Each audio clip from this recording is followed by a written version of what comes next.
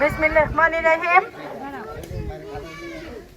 সামনে ত্রয়োদশ সংসদ নির্বাচন। আমাদের দেশনেত্রী বেগম খালেদা জিয়া, তার ছেলে তারেক রহমান ঈশ্বরদী আটঘরিয়া থেকে আমাদের জননেতা জনাব হাবিব ভাইকে ধানের শীষের প্রতীক দিয়েছে। আমি আপনাদের কাছে এসেছি যে তার পক্ষ থেকে আপনারা সবাই তার জন্য মাঠে কাজ করবেন এবং ভোট দিবেন। তারা এই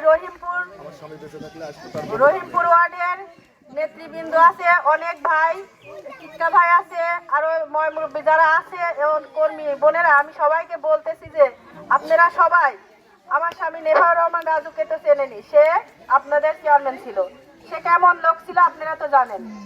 আমি তার খুব মনের ইচ্ছা ছিল, জেল থেকে বের হয়ে সে বলেছিল যে এবার হাবিব ভাই মনোনয়ন নমিনেশন পাবে, আমি তার হয়ে মাঠে কাজ করব, করে তাকে এই ঈশ্বরদী আটঘরিয়া সংসদটি তারেক জিয়াকে উপহার দেব। এটা তার মনের ইচ্ছা ছিল।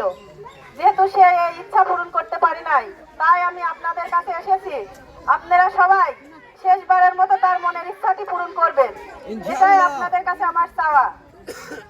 আমি শুধু চাই যে আপনারা অন্তত এই এলাকার ছেলে হিসাবে হাবিব ভাইকে সবাই ধানের শীষে ভোট দিবেন। যে যাই বলুক, ওই জামাত বলেন যে বলেন, তারা কেউ আমাদের এলাকার না, বাইরের।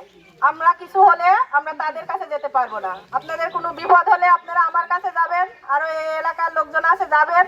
সবাই আমরা হাবিব ভাইয়ের জন্য কাজ করছি এবং হাবিব ভাই আমাদের অনেক উপকার করবে।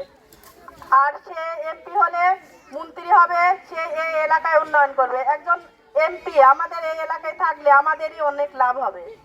এই বলে আমি আমার সংক্ষিপ্ত কথা শেষ করছি। আমার অনেক সময় নাই, আসলে আরেক জায়গায় যেতে হবে, বারবার ফোন দিচ্ছে, এই জন্য আমি এইটুকুই